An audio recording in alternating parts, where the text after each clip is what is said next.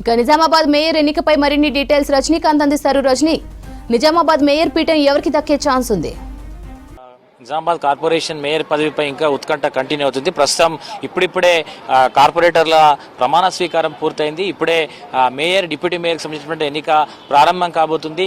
ఈ సమయంలోనే ఇంకా ఉత్కంఠ నెలకొంది. ఎందుకంటే బీజేపీ అత్యధిక స్థానాలు అంటే 60 డివిజన్లకు కానీ 28 స్థానాలతో లార్జెస్ట్ పార్టీగా ఉంది. ముగ్గురు ఎక్స్ అఫీషియల్స్ సభ్యులతో కలిపి 31 మంది బలం బీజేపీకి ఉంది. కానీ కాంగ్రెస్ 17, ఎంఐఎం 14, అట్లాగే ఒక బీఆర్ఎస్ అభ్యర్థి కలిపి మొత్తం 32 వారి బలం ఉంది, కాంగ్రెస్ బలం. దాంతోపాటు ఇద్దరు ex officio PCC chief Mahesh Kumar Goud ఎమ్మెల్సీగా ఉన్నారు. ఆయనతో పాటు రూరల్ ఎమ్మెల్యే భూపతి రెడ్డి కూడా ఎక్స్ అఫీషియో సభ్యులుగా ఉన్నారు. సో కాంగ్రెస్ బలం 34, అట్లాగే బీజేపీకి సంబంధించి 31గా ఉంది. అయితే ఎంఐఎం నుంచి ఇంకా పూర్తి స్థాయి సహకారం అందలేనటువంటి చర్చ నడుస్తుంది. మరోపక్క బీజేపీ ఇంకా కాన్ఫిడెంట్గా ఉంది. మరో 5-10 నిమిషాల్లో మేయర్కి సంబంధించినటువంటి ఎన్నిక జరగనుంది. ఈ సమయంలోనూ బీజేపీ తామే మేయర్ అవుతామంటూ ధీమాగా ఉంది.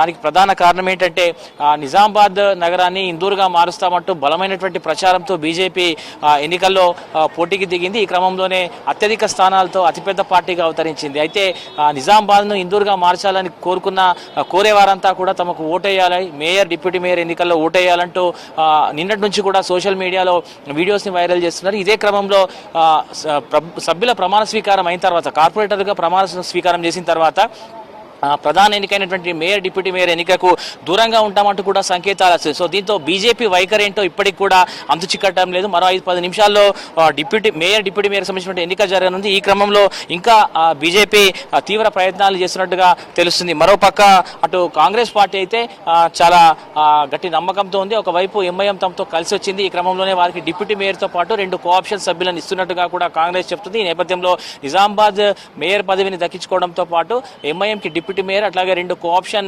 సభ్యులను కూడా కేటాయించనున్నట్లుగా కూడా తెలుస్తుంది. ఇక ఉమ్మడి జిల్లాకు సంబంధించి దాదాపు 5 మున్సిపాలిటీలు ఇప్పటికే ఎల్లారెడ్డి, బాన్స్వాడ, బిచ్కుంద, భీమ్గల్, ఆర్మూర్ మున్సిపాలిటీలను కాంగ్రెస్ పార్టీ కైవశం చేసుకుంది. ఇప్పటికే కాంగ్రెస్ పార్టీకి చెందినటువంటి అభ్యర్థులు చైర్మన్లుగా, వైస్ చైర్మన్లుగా ఎన్నికవుతున్నారు. ఇక బోధన్కు సంబంధించి బోధన్లోనూ ఎంఐఎం మద్దతుతో కాంగ్రెస్ గట్టెక్కింది. అట్లాగే కామారెడ్డికి సంబంధించి కొంత ట్విస్ట్ నెలకొంది. కామారెడ్డిలో హంగు ఏర్పడడంతో కాంగ్రెస్ పార్టీ రెబల్గా పోటీ చేసి గెలిచినటువంటి ఇండిపెండెంట్ అభ్యర్థి ఉమారాణిని చైర్పర్సన్ గా కాంగ్రెస్ పార్టీ తెర మీదకి తీసుకొచ్చింది. దీంతో బీఆర్ఎస్ కూడా మద్దతు ఇస్తామని ప్రకటించింది.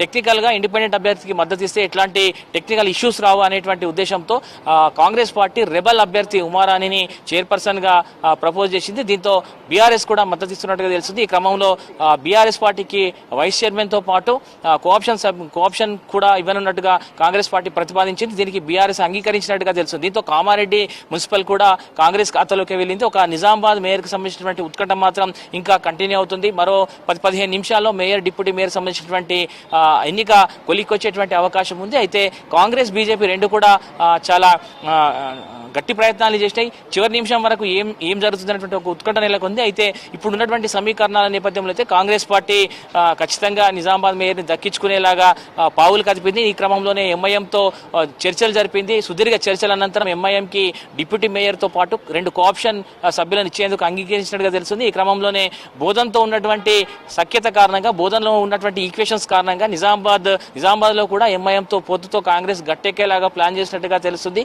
చూడాలి మరి 10-15 నిమిషాలు వెయిట్ చేస్తే కానీ మేయర్ డిప్యూటీ మేయర్కి సంబంధించినటువంటి అంశం కాంగ్రెస్ పార్టీకి కొలికొచ్చిందా, లేకపోతే బీజేపీ చెప్తున్నట్టు తమకు కాంగ్రెస్ పార్టీ నుంచి కొందరు మద్దతు ఇస్తున్నట్టుగా బీజేపీ ప్రచారాన్ని మొదలుపెట్టింది. సో ఆ ప్రచారంలో ఎంతవరకు నిజం ఉందనేటువంటిది కూడా కొంత బయటకు వచ్చేటువంటి అవకాశం ఉంటుంది. మరో 10-15 నిమిషాల్లో మేయర్ నిజామాబాద్ రాష్ట్ర వ్యాప్తంగా ఉత్కంఠ రేపుతున్నటువంటి మేయర్ డిప్యూటీ మేయర్ సంబంధించినటువంటి ఎన్నిక కొలిక్కొచ్చేటువంటి అవకాశం కూడా కనిపిస్తుంది. శ్రవంతి.